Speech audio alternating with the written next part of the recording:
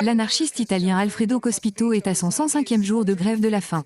Il proteste contre le régime carcéral sévère auquel il est soumis. Ce régime est connu pour violer les droits de l'homme. Il n'autorise pas les appels téléphoniques, les colis ou les interactions avec les autres détenus. Les prisonniers sont enfermés 22 heures par jour et n'ont droit qu'à une visite par mois. Ce régime carcéral a été condamné par la Cour européenne des droits de l'homme. Il a été jugé en violation de 2 articles de la Cour. Malgré cela, le régime continue d'exister dans un État membre de l'UE. Il reste impuni dans nos prétendues démocraties. Alfredo a perdu plus de 40 kilos en raison de sa grève de la faim. Ses niveaux de potassium ont également chuté. S'il n'y a aucune action prise, il mourra. Le ministre de la Justice devrait prendre une décision sur la révocation d'ici le 12 février. Cependant, il a déclaré qu'il laisserait la décision à la justice jusqu'au 7 mars. Il s'agit d'une condamnation à mort.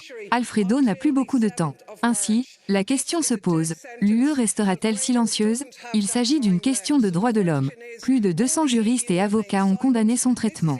Quarantino bis doit être révoqué. Nous devons sauver Alfredo Cospito. Merci, Monsieur le Président. Je trouve quelque peu difficile d'accepter certaines expressions de préoccupation ici concernant la terrible situation des femmes et des filles en Afghanistan.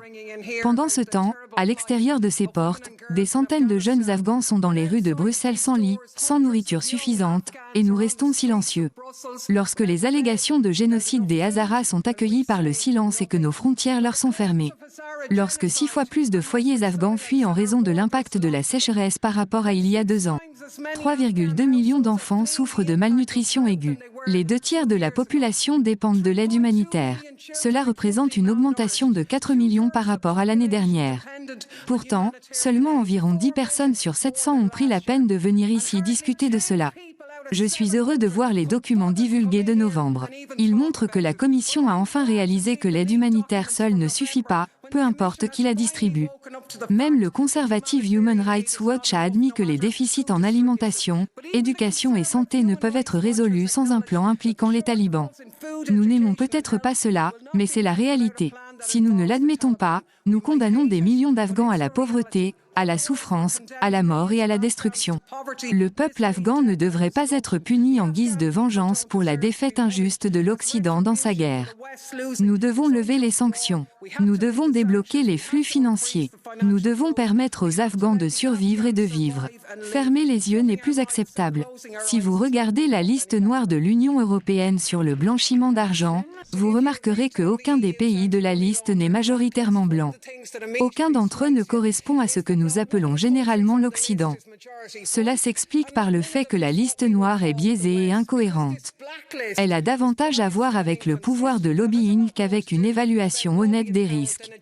Par exemple, le Vanuatu, l'un des pays les plus pauvres du monde, figure sur la liste. Pourtant, l'UE affirme que les critères d'inclusion concernent la pertinence économique de la juridiction du pays tiers pour l'UE. Ils tiennent également compte de l'impact systémique sur l'intégrité de nos systèmes financiers. Sérieusement, est-ce que Vanuatu, avec un PIB représentant 9% de celui de la Grèce, constitue une menace pour notre intégrité financière? Ne serait-il pas plus probable que nous sélectionnions des pays qui ne peuvent pas riposter? Aucune mention n'est faite des Pays-Bas, de l'Irlande, des États-Unis ou des Émirats arabes unis. Les Émirats arabes unis exercent actuellement des pressions sur l'UE pour éviter d'être inscrits sur la liste noire. Ils réussiront probablement car nous avons besoin de leur pétrole. Cela ressemble à ce que les Qataris auraient réussi à faire s'ils avaient continué à nous soudoyer avec du pétrole. Thank you. Now, Mr. Wallace. Thank you very much, President.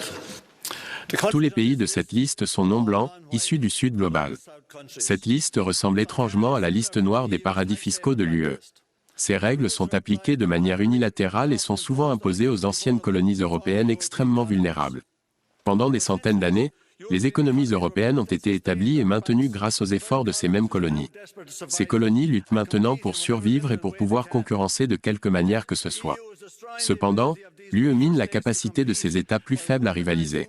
Ils le font en utilisant leurs règles en matière de fiscalité, de lutte contre le blanchiment d'argent et de financement du terrorisme. Ces règles sont appliquées de manière unilatérale, disproportionnée et injuste. Comment pouvons-nous accepter la méthodologie de cette liste lorsque les États-Unis n'y figurent pas? Les États-Unis ont financé Al-Qaïda en Syrie. Les États-Unis ont financé les Moudjahidines en Afghanistan. Les États-Unis donnent près de 4 milliards de dollars chaque année à Israël, un État colonial de peuplement d'apartheid. Israël commet des actes de terrorisme contre le peuple palestinien. Pourquoi les États-Unis ne figurent-ils pas sur la liste? Merci, Monsieur le Président. La population européenne vieillit. Au cours des 30 prochaines années, notre population active diminuera de 50 millions de personnes. Sans immigration, nous serons confrontés à d'importants défis pour maintenir nos sociétés. Cependant, nous assistons à un comportement irrationnel des gouvernements à travers l'Europe. Ils paniquent face à la crise imminente des retraites, tout en appliquant des politiques d'immigration et d'asile qui excluent agressivement les jeunes qui pourraient soulager cette crise. Nos services de santé déjà sous pression s'effondreront complètement sans l'immigration nécessaire pour équilibrer le ratio de jeunes et de personnes âgées. Nos attitudes politiques envers l'immigration sont, franchement, une forme de folie collective. À la fin de l'année 2021, les réfugiés représentaient 0,6% de la population totale de l'UE. Seulement 0,6%. Il est honteux que nous consacrions autant d'attention à ce petit groupe de personnes. Ce n'est pas un problème difficile à résoudre. Ce n'est pas du tout un problème. C'est une opportunité. Nous devons créer des voies sûres et légales pour les personnes qui veulent venir ici. Nous devrions arrêter de les repousser. Nous devrions arrêter de les renvoyer. Nous devrions arrêter de les battre aux frontières. Nous devrions arrêter de laisser les opportunistes de droite dicter les termes de ce débat. Nous devrions laisser les gens entrer, leur permettre de trouver de bons emplois et leur permettre de sécuriser l'avenir de l'Europe. J'ai voté contre la résolution. Malgré le nationalisme bruyant et l'indignation morale agressive concernant la victoire de l'Ukraine et la défaite de la Russie, la vérité est que personne ne gagne dans la guerre.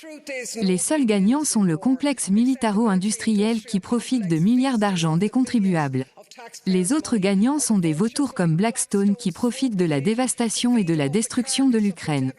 Ils bénéficient du processus de reconstruction, qui se déroule sur fond de privatisation, de déréglementation et de décimation des droits des travailleurs. Des milliers de civils sont morts, ainsi que des dizaines de milliers de soldats. 15 millions de personnes ont été déplacées. C'est une situation horrifiante, et notre réponse a été d'envoyer juste assez d'armes pour garantir que cela ne se termine pas. C'est barbare. La motion parle de paix, ce qui est une chose positive. Cependant, nous avons refusé de soutenir l'Ukraine lorsqu'elle a conclu un accord avec la Russie en avril dernier, les obligeant à continuer à se battre. Mais la paix que nous recherchons doit être juste et durable. Personne de sérieux ne croit que l'Ukraine peut remporter une victoire absolue. Par conséquent, les plans discutant de l'adhésion à l'OTAN, dépeignant l'Ukraine comme l'équivalent européen d'Israël surmilitarisé, et reprenant la Crimée, doivent être arrêtés si nous voulons que l'Ukraine survive.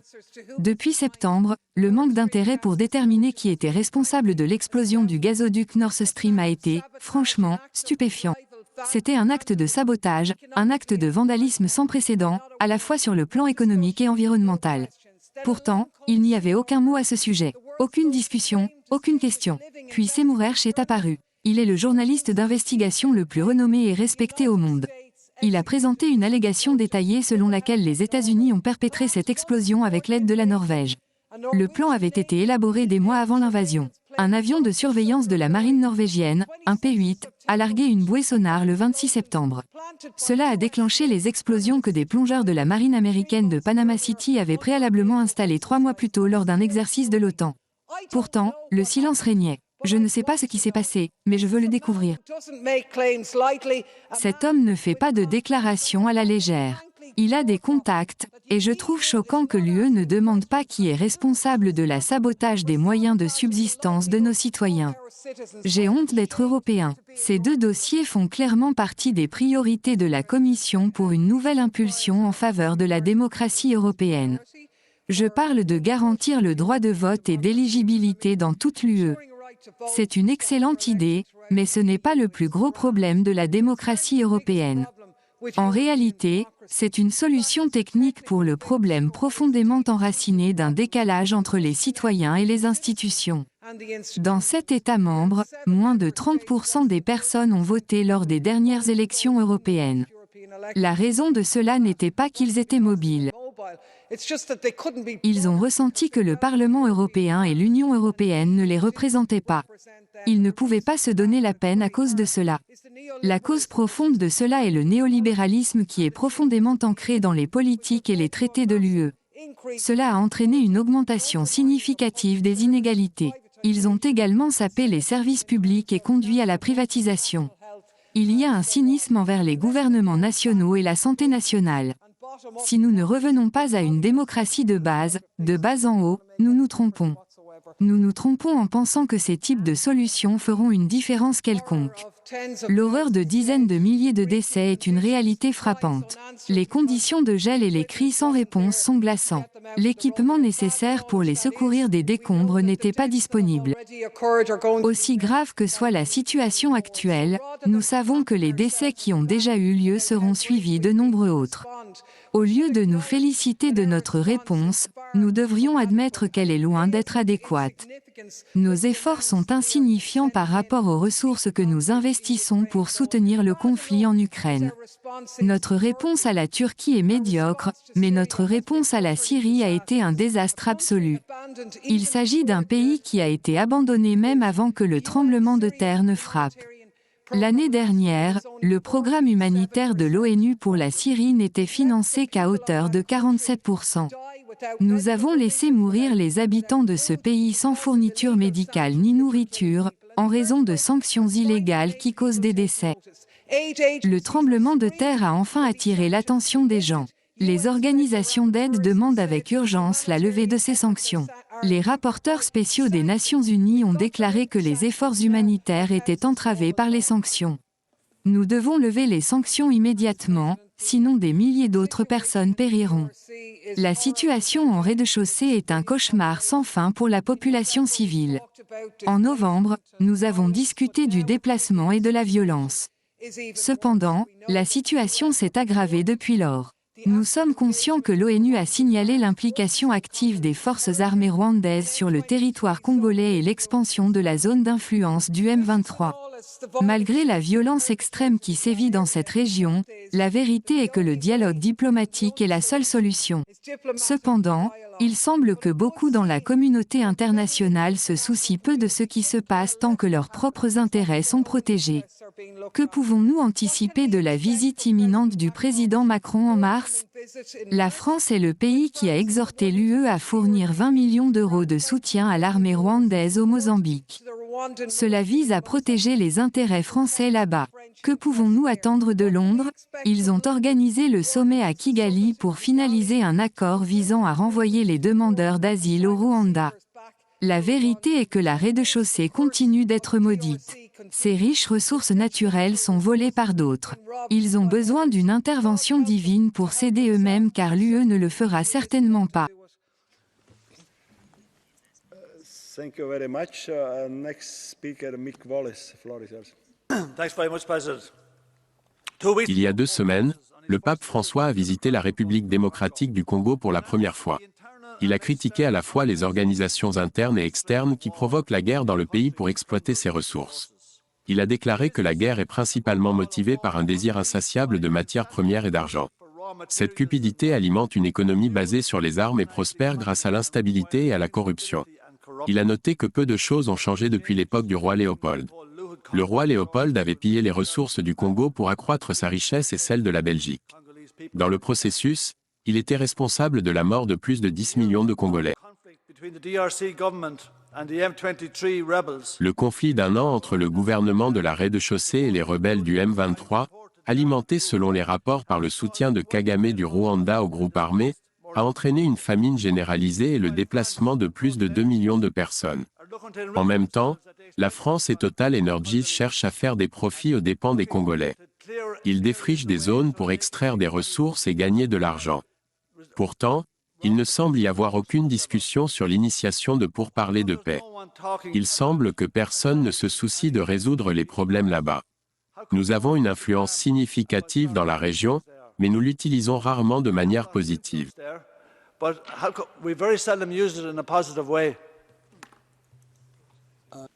Merci, Monsieur le Président. Il y a 12 ans, les Tunisiens ont renversé Ben Ali.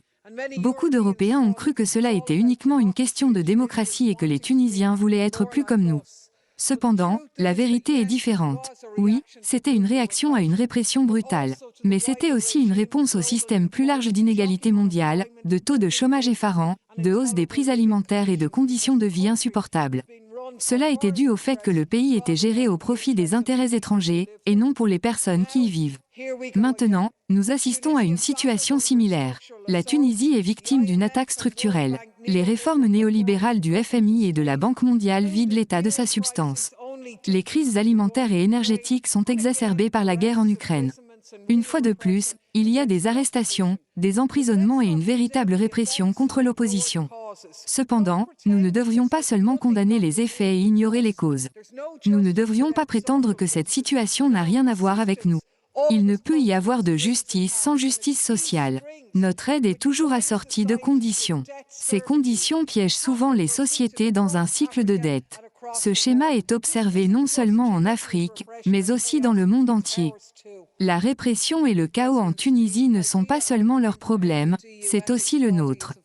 Merci, Monsieur le Président. Le concept d'un organisme éthique indépendant de l'UE est certainement une bonne idée. Cependant, nous risquons d'ignorer des problèmes plus importants si cet organisme éthique se concentre uniquement sur le comportement individuel.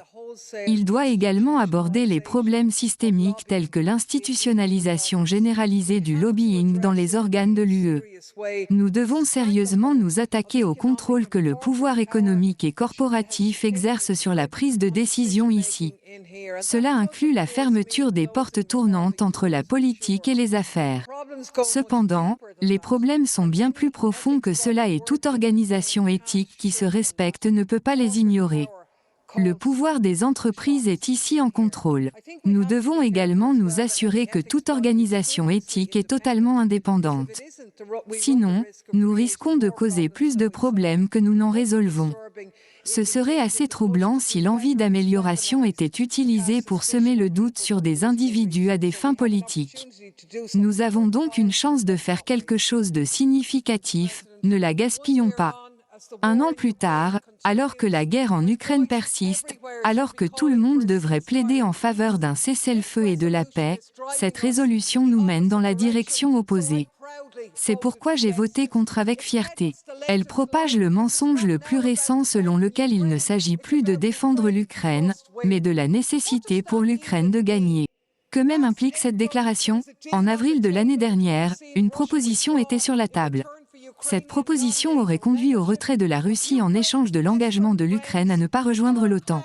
Cependant, les alliés occidentaux de l'Ukraine, y compris Boris Johnson et l'OTAN, sont arrivés et ont encouragé l'Ukraine à poursuivre le combat.